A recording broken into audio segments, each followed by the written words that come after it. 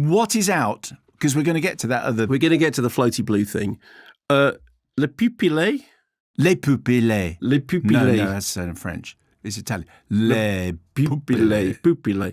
Pupils. Which is a Disney original short film. Les pupilles. Which is described at the beginning rather delightfully as being clumsily and freely based on a letter the writer Elsa Moranti sent to her friend Goffredo Foffi.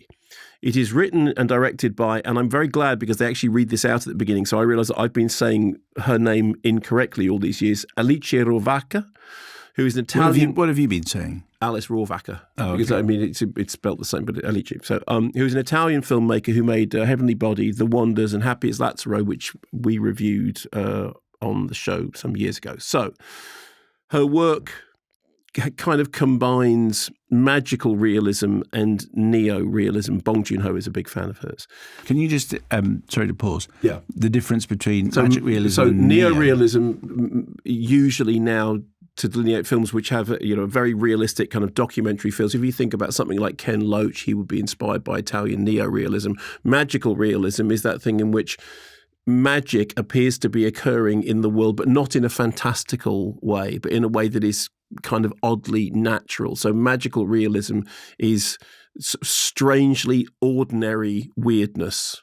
Is probably Okay. Okay, fine.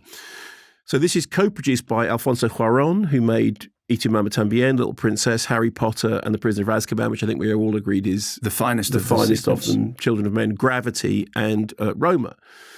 The film is set amongst a community of orphans in a religious institution. It is a cold and bleak Christmas Eve. The girls must listen to the radio, where we hear reports about how their countrymen are doing very well in the war, even though the enemy outnumber them. A woman played by Valeria Bruna Tedeschi comes by asking them to pray for a man who we think at first may be in the war, but the story is then more complicated. And she at first comes just calling up at the window to the orphans saying, "Blessed orphans, I am asking you to pray for my man." And she's told, "Look, you want to do that? There's a proper channel to go through." Here is a clip, and obviously, as you know, we have made a decision that if we have clips that are not in the English language, we will play them anyway, because it was pointed out to us by a listener that you get something from the tone of the language, even if you don't understand the word. So here we go. È nato ad est. Venite a pregare con le nostre bambine. Il mistero della natività è potente e miracoloso. Venite a chiedere una grazia alle orfanette. What's going on there then? So basically, there is a you call it a frieze? People tableau vivant of the children arranged. No, it's a potentiometer, mate. That is.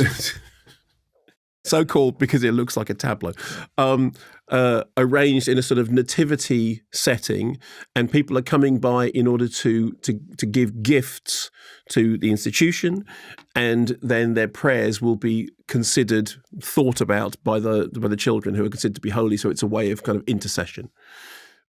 Valeria Bruna Tedeschi turns up and says, "I want you to pray for this particular man who she's particularly interested in."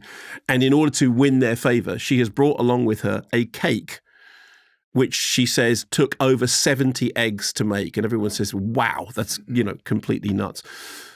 Meanwhile, when the girls were listening to the radio to hear about their comrades doing so well, at one point the radio starts playing a popular song, and they start singing along to the popular song, which the nuns are not pleased about and wash their mouths out with soap. Except, Do they actually do that? Yeah, they literally do the thing about tongues out and wash with soap on the thing, which actually was a real thing. I mean, people did. When you say wash your mouth out with soap, you used to put soap on your. Did not never happen to you as a child? I just thought it was a figure of speech. No. It was bar of soap on your tongue, and then there's a joke about the fact that So that happened to you? It did once, yes. What had you said? Bum, probably. Fart. Or, I'll have to birdsong that. Exactly. Something on those lines. Anyway, it's all utterly enchanting. It is at first a little bit baffling, but in a really delightful way. And the moral of the story, because they actually say, what is the moral of the story? The moral of the story is kind of destiny happens in a strange way, maybe, sort of. The performances of the kids are great. I mean, or maybe it's the casting of the kids, which is great. I mean, a collection of faces that embody all the different emotions that the film deals with. And it's like 38 minutes long, so it's beautifully short. It has a score that occasionally sounds like a cracked music box.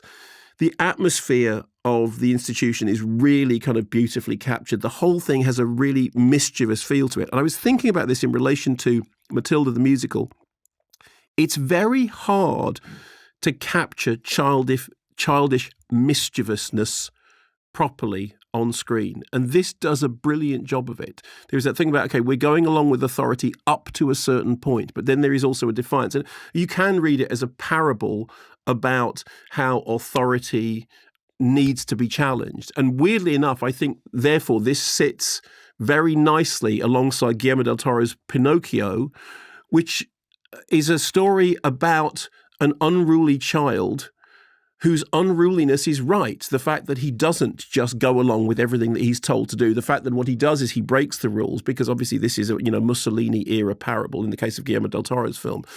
So weirdly enough, Guillermo del Toro's Pinocchio, which is on Netflix, and La Pupille, or Pupils, which is on Disney Plus, are a very, very interesting double bill. And I would suggest that you watch both of them, because they both raise very similar questions in a way which is playful and engaging and suitable for that phrase I always use, kids of all ages, meaning kids and us. And I think they're both really, really good. I loved Pinocchio, and I really, really enjoyed this. Well, now that was a great video, I thought. I couldn't take my eyes off it. And neither could they. Do you think they know that they can keep up to date with all things Kermode and Mayo's take by checking out our social channels? Well, they do now. Yes, they do.